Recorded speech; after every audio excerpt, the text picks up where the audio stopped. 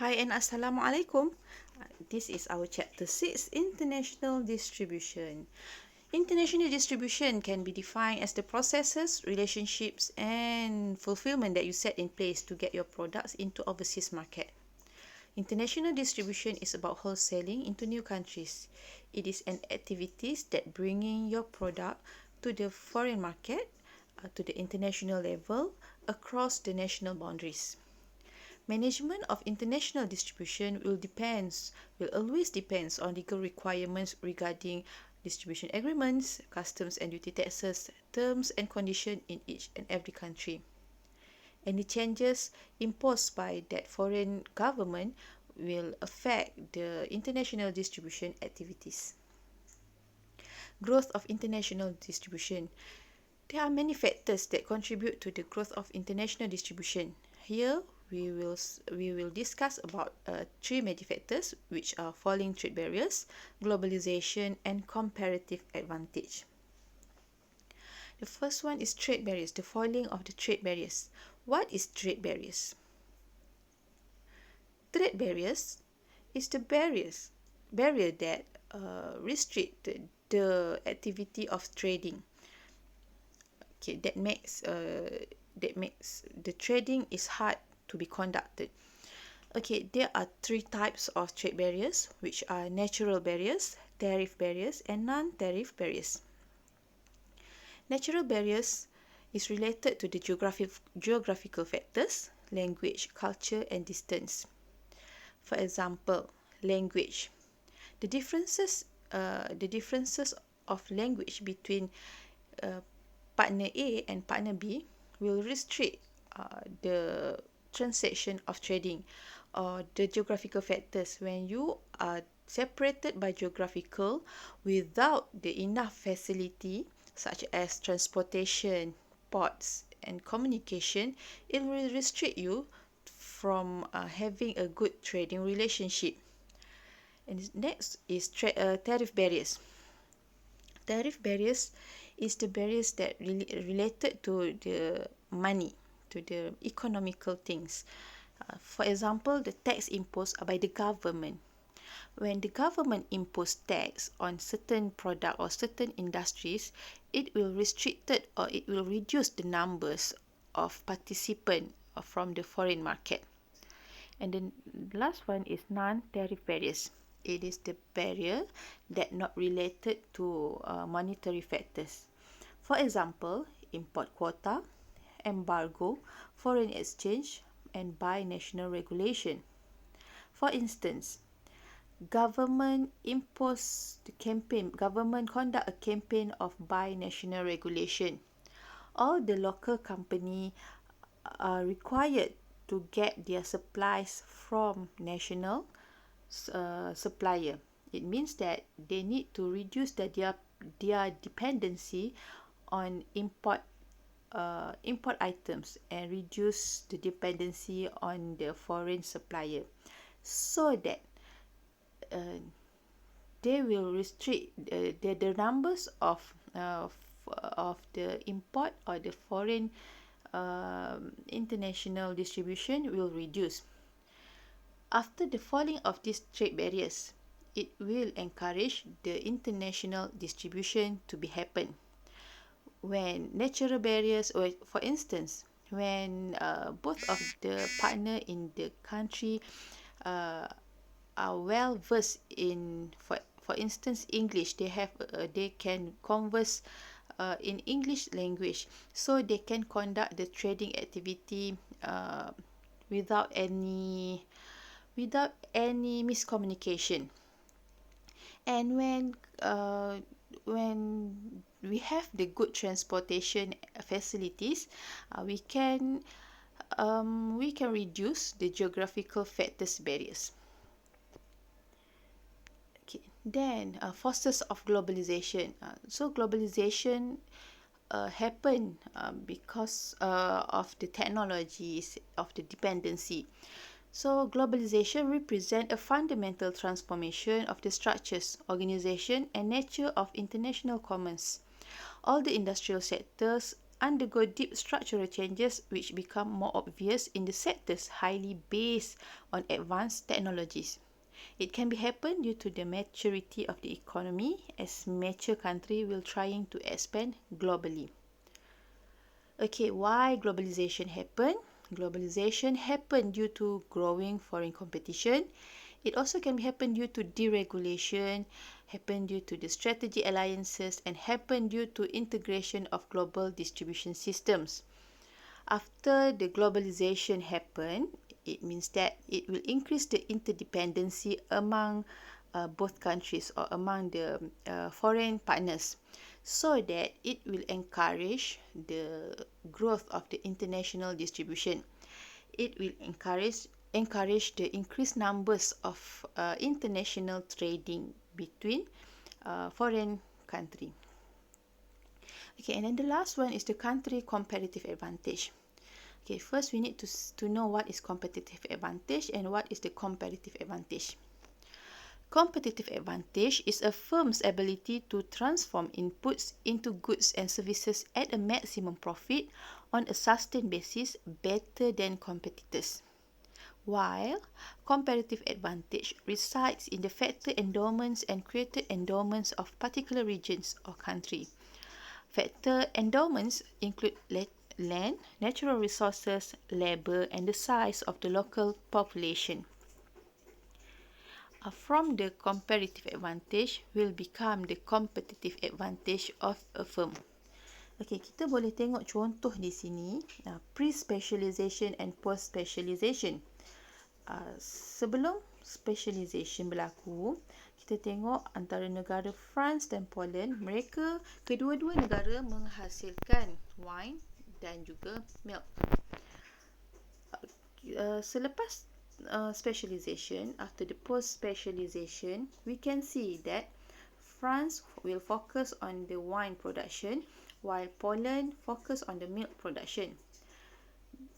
Before the specialization, they only can produce, the total is 11 unit of wine and milk. And after post-specialization, we can see that they can produce up to 12 units with the same resources as used as before. So apabila berlakunya specialization ini, setiap negara akan menyedari comparative advantage yang mereka miliki, iaitu mereka adalah lebih baik untuk menghasilkan sesuatu produk fokus di dalam satu barang berbanding mereka menghasilkan kedua-dua jenis barang ataupun pelbagai jenis barang. Jadi apabila mereka menyedari hal ini, mereka akan melepaskan barang yang tidak menjadi fokus ataupun core business mereka dan mereka akan mendapatkan barangan ini daripada pasaran luar, pasaran antarabangsa. So what will be happen? Apabila perkara ini berlaku, when each country have their own comparative advantage, they will focus to produce on that particular goods and they will get that good from the international market. So it will encourage the foreign country to bringing their goods into that country. They will import the goods that they are not good to produce into their country. Ini akan meningkatkan, it will support the growth of international distribution. Okey, sampai di sini saya harap semua boleh faham dan nampak secara dengan jelas apakah faktor-faktor yang mempengaruhi growth of international distribution. Apakah itu growth of international distribution dan apakah yang menyebabkan yang membantu kepada perkembangan international distribution. So perkembangan international distribution dipengaruhi oleh the falling of the trade barriers, the globalization and also country comparative advantage. Okay, kita akan tengok berkenaan global strategies. When company decide to go to the international level, when they decide to bringing their product into the international market, when they decide to do the international distribution, they must do their global strategies. They can focus on these 4 things. which are they need to do environmental analysis, they must have their global strategic planning, they must have their organizational infrastructure, and they must do the performance measurement. First is environmental analysis. Apa yang perlu mereka buat apabila mereka hendak memasuki pasaran antarabangsa? So, diorang perlu buat SWOT analysis. They must have the analysis on their external environment and also their internal environment. Di external environment, diorang akan lihat berkenaan teknologi di persekitarannya, di negara tersebut, tentang legal requirement, political and so on. Dan untuk organizational strength and weakness, iaitu internal environment mereka perlu tahu apakah kekuatan yang ada di dalam bisnes mereka dan juga kekurangan mereka berbanding dengan pesaing-pesaing yang ada di pasaran lokal dan juga di pasaran antarabangsa. Dan mereka juga perlu tahu what is actually their stakeholder expectation. Are they willing to enter the international market? Sebab kadang-kadang ada setengah stakeholder, diorang tidak bersedia untuk menerima hakikat bahawa company ini akan pergi ke pasaran antarabangsa. Kerana apa? Kerana mungkin diorang punya fokus company selepas ini akan berbeza dan mungkin akan menerima risiko yang lebih besar daripada sebelum ini. Yang seterusnya adalah global strategic planning.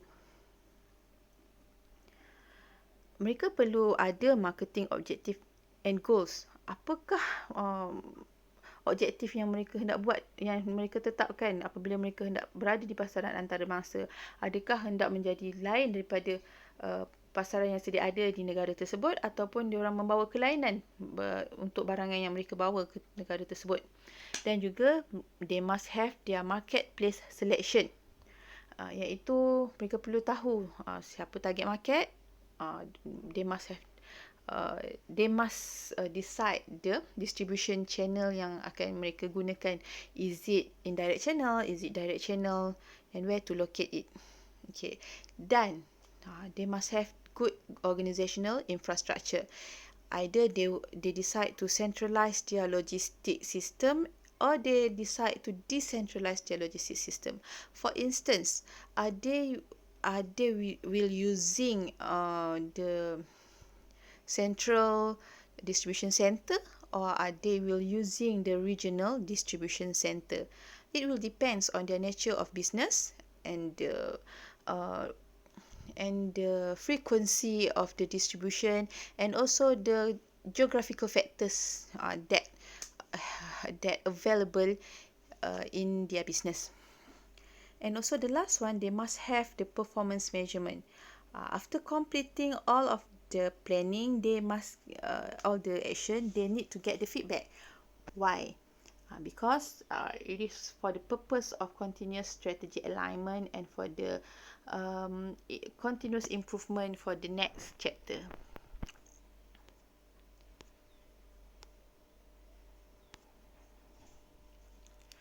Managing global distribution networks.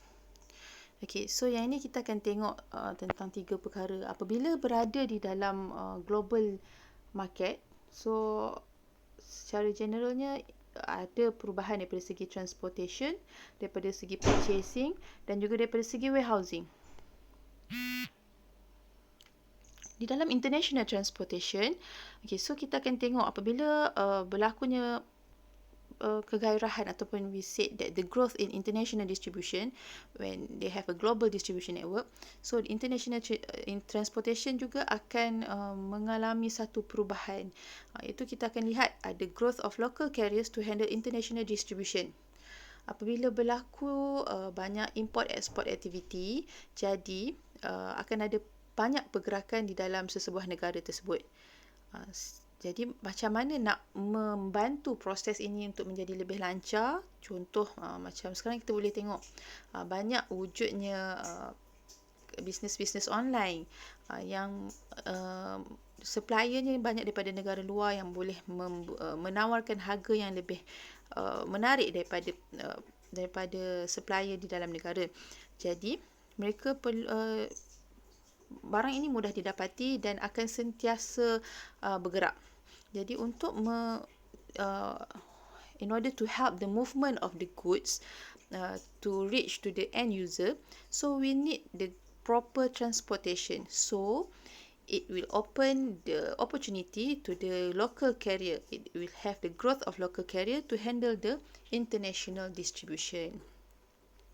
Dan seterusnya, many nations increase their capability to manage international transportation. Why? Because they want to attract more foreign country or more foreign supplier to engage with their business. And also it will increase the dependency on intermodal transport.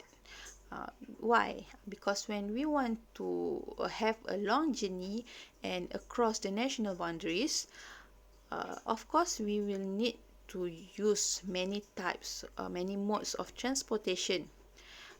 When we are choosing to use many modes of transportation, of course we need to have we say many stages of documentation. So in order to reduce the time taken to complete all this documentation purpose, so some of them will use the intermodal transport in order to grab the advantage of single bill of lading. Okay, and of course it will increase the wide range of intermodal transport. The deregulation support of the growth of international transportation. The deregulation of transportation, such as the Transportation Act, or the reduction of